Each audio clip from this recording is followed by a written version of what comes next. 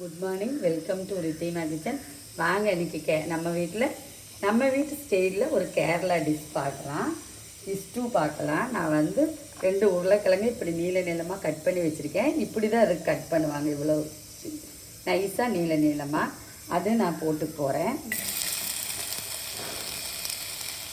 சின்னதாக கட் பண்ணணுங்க பொடியாக. அப்போ தான் உங்களுக்கு இந்த ஸ்டூவோட டேஸ்ட்டு நல்லா இருக்குன்னு சொல்லுவாங்க. நான் அது காரத்துக்கு பச்சை மிளகாவும் பெப்பர் பொடி மாத்திரம்தான். நான் பச்சை மிளகா போட்டு போகிறேன். நம்ம வீட்டு காரத்துக்கு தகுந்த 2 உருளைக்கிழங்கு 2 பெரிய வெங்காயத்துக்கு தகுந்த ஸ்டூக்கு தகுந்த காரம் போட்டுக்கு போகிறேன். பச்சை மிளகா போட்டுக்கு போகிறேன். பெரிய வெங்காயம் ரொம்ப நைஸாக கட் பண்ணி வச்சுருக்கேன், அதுவும் போட்டுக்கு போகிறேன். அது 2 வெங்காயம் கட் பண்ணி வச்சுருக்கிறேன், நம்ம வீட்டுக்கு தேவையான அளவு. அதுபோல் இஞ்சியும் இப்படி நைஸாக கட் பண்ணி வச்சுருக்கேன், அதுவும் போட்டுக்கிறேன்.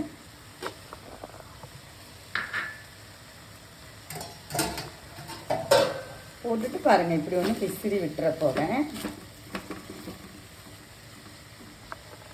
நான் தேங்காய் பச்சை தேங்காய் எடுத்து அதில் முதல் பால் தனியாக எடுத்து வச்சுட்டேன். இது 2வது பால், அது இதில் ஊற்றிக்க போகிறேன். இது மேக்ஸிமம் எனக்கு ஒரு 1/2 லிட்டருக்கு கொஞ்சம் கம்மியாக இருக்குங்க.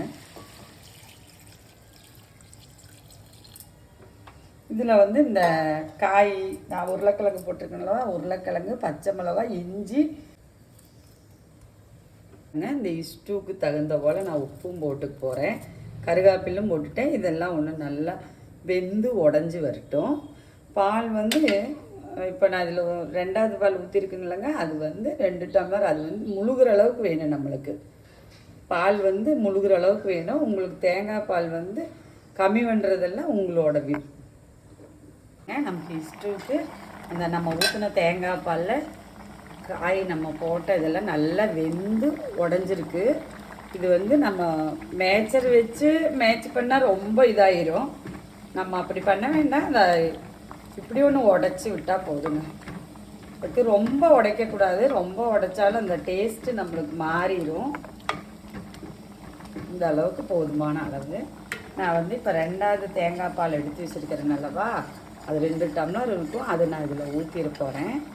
நீங்கள் என்ன கொஞ்சம் நல்ல திக்னஸ் வேணும்னு சொல்கிறவங்க நம்ம இடியாப்ப மாவே இருக்குது பார்த்தீங்களா, அதில் 2 ஸ்பூன் இதில் கலந்து ஊற்றுனா கொஞ்சம் திக்னஸ் வரும். நமக்கு இது போதுமான அளவு. நம்ம இதில் எதுவும் சில பேர் கார்ன்ஃப்ளவர் ஊற்றுவாங்க, இல்லைன்னா அரிசி மாவு ஊற்றுவாங்க. நான் இதில் எதுவுமே ஊற்றலை. இதே நமக்கு போதுமான அளவு. இது கொதிக்கக்கூடாதுங்க. பாலுக்கு அது மாதிரி வர தேங்காய் எடுத்திங்கன்னா பால் பிரித்து போயிடும். வர தேங்காயும் நம்ம எடுக்கக்கூடாது. பச்சையாக இருக்கிற தேங்காய் தான் நம்ம இந்த ஸ்டூக்கு யூஸ் பண்ணணும்.